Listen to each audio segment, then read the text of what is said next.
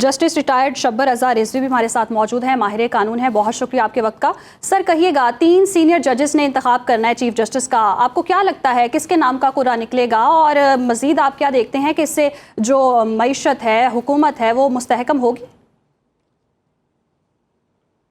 میرے تو خیال میں کچھ بھی مستحکم نہیں ہوگا، کیونکہ یہ جو امینڈمنٹس کی جا رہی ہیں، امینڈمنٹ کانسٹیٹیوشن میں بہت سیریس فار ریچنگ افیکٹ کا ایشو ہوتا ہے، اور اس کو اگر اس طرح ایسے ماحول میں کیا جائے کہ اپوزیشن اور جو انڈیپینڈنٹ سورسز ہیں لائک جرنلسٹ، میڈیا الزام لگائے کہ اپوزیشن کے سینیٹرز کو، ایم این ایز کو کیا گیا ہے، ان کے بچوں کو کیا گیا ہے. آج کے اخباروں میں بہت سے ممبرز پارلیمنٹ کے نام ہیں. تو اس بیک گراؤنڈ میں اگر آپ کریں گی تو اس کی کیا سینکٹیٹی یا ایکسیپٹنس ہے؟ اور پولیٹیکل پارٹیز جو ہیں وہ ریپرزنٹیشن کرتی ہیں عوام کی. عوام تو اس وقت اگر آپ پولیٹیکل پارٹیز دیکھ لیں اور ان 8 فروری کے الیکشن کے رزلٹ کے لحاظ سے دیکھ لیں کہ پبلک کی ریپرزنٹیشن پولیٹیکل پارٹیز کے تھرو کتنی ہے پارلیمنٹ میں، تو اس ریشو سے آپ نکالیں کہ اتنے لوگوں کو اس میں انڈیپینڈنٹلی یا ان کو فری ول سے اجازت نہیں دی گئی کہ وہ پارٹیسپیٹ کریں اور ان کو بائیکاٹ کرنا پڑا. تو کسی بھی ملک میں جب استحکام ہو، چاہے اقتصادی ہو، چاہے سیاسی ہو، چاہے آئینی ہو، وہ اس وقت تک ہی حاصل ہوتا ہے جبکہ پبلک اپروول اس کے ساتھ ہو، پبلک سپورٹ اس کے ساتھ ہو. زبردستی تو اگر آپ کوئی چیز ٹھیک بھی کریں تو وہ بھی ٹھیک نہیں سمجھی جاتی. تو ہر ایک کا ایک طریقہ ہے. جو یہ جو پارلیمنٹ کا حق ہے اس میں کوئی شک نہیں. پارلیمنٹ کا جو حق ہے، وہ پارلیمنٹ جو ہے اس کے اپنے اپنے حلقے کے. اب یہ کیسی امینڈمنٹ ہے کہ نہ تو لوگوں کو کانفیڈنس میں لیا گیا. ممبران ابھی جب یہ ستمبر میں پیش ہوا تھا تو آپ کے سارے ہی چینلز نے بہت امپورٹنٹ ممبرز کے حوالے سے، پولیٹیکل پارٹیز کے حوالے سے یہ کہا تھا، جس میں مولانا فضل الرحمان صاحب بھی شامل ہیں، کہ ان کو یہ کہا گیا کہ آپ ووٹ دیں، آپ سپورٹ کریں. لیکن ان کو وہ مسودہ نہیں دکھایا گیا تھا. ابھی بھی مولانا نے کہا تھا جو اس سے پہلے مسودہ دکھایا تھا اس سے اور اس میں بہت فرق ہے. تو اس طرح امینڈمنٹ کی جاتی ہے. جہاں امینڈمنٹ ہو جاتی ہے تو مختلف فورمز پہ، سول سوسائٹی میں، لائرز میں، میڈیا میں، پارلیمنٹ میں، پارلیمنٹ کی کمیٹی میں ڈسکشن ہوتی ہے مہینوں. آپ اپنے ہسٹری دکھائیں. یہ 73 کا کانسٹیٹیوشن بنا تھا تو یہ کیا بیک ڈور سے بنا تھا؟ بھٹو صاحب کی اس وقت میجورٹی تھی پیپلز پارٹی کی 2/3، تو کیا انہوں نے زبردستی کی تھی؟ کتنے ڈیبیٹ ہوئے تھے. میں نے تو اپنی کتاب میں وہ ڈیبیٹس لگائی ہیں جو 73 کانسٹیٹیوشن پہ ایک پروویژن میں ڈیبیٹ ہوئی، لوگوں نے کھل کے اپنی بات کی، پھر وہ کسی کنسنسس کے پیچھے.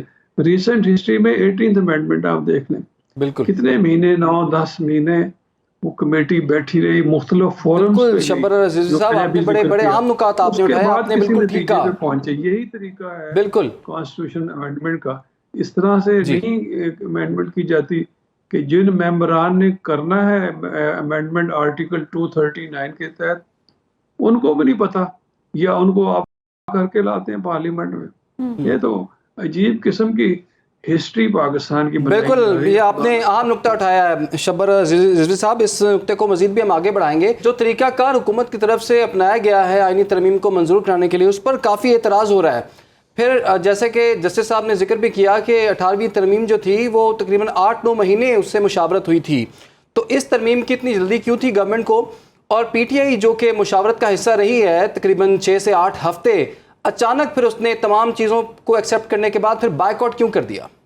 یہ جو کنسپٹ آف انڈیپینڈنس جوڈیشری کے بالکل خلاف ہے. دیکھیں ہر قانون میں ہر کسی بھی پالیسی میں پلس بھی ہوتے ہیں مائنسز بھی ہوتے ہیں. تو کیلکولیٹ کیا جاتا ہے پلس کس طرف ہے مائنس کس طرف سے ہیں. ہمارے ملک کی بیک گراؤنڈ میں اس کا بہت مس یوز ہوگا. ٹھیک ہے کہ جو موجودہ سسٹم میں آپ کہہ سکتے ہیں کچھ انڈیویجول ججز ایسے ہوں گے جن کی آپ کہہ سکتے ہیں کہ سکروٹنی یا ان کے اوپر چیک نہیں ہے, لیکن یہ ایک ٹول جو آپ نے ذکر کیا یہ اگر آپ نے پرووائڈ کر دیا وہ بھی کانسٹیٹیوشن میں, اس کا بہت مس یوز ہوگا, اس کا نقصان زیادہ ہوگا.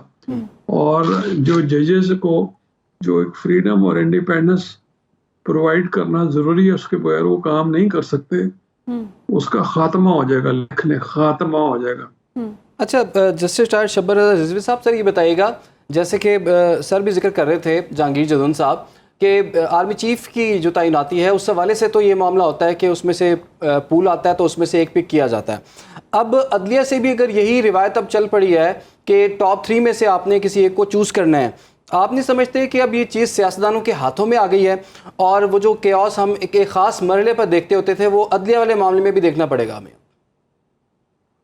دیکھیں جیسے میں نے ابھی کہا کہ ہر چیز کے پروز اینڈ کون دیکھے جاتے ہیں. جب الجہاد ٹرسٹ کیس 1996 میں اور ایک پھر 97 میں 2 الجہاد ٹرسٹ کیس کے, اس وقت یہ ججز کی اپوائنٹمنٹ کے حوالے سے ہی کہ کون سا بہترین طریقہ ہے, اس وقت بھی یہ سوال ہوا تھا کہ سینیارٹی یا سینیارٹی کم کمپیٹنس کو دیکھنا چاہیے. تو انہوں نے یہ کہہ دیا کہ اس میں پروز زیادہ ہیں کون سے کام ہے, یعنی فائدے زیادہ ہیں کہ سینئر موسٹ کو لانے کے, نقصان کم ہے. اور ساری اس میں پوری دنیا کی جوڈیشل ہسٹری کو کھنگالنا گیا تھا, بہت اس کے اوپر محنت ہوئی تھی. اور اس میں ایونچولی پھر انہوں نے یہی کہا کہ ہائی کورٹ میں جو سینئر موسٹ جج ہو وہ لیجیٹیمیٹلی ایکسپیکٹ کرتا ہے کہ اس کو چیف جسٹس بنایا جائے.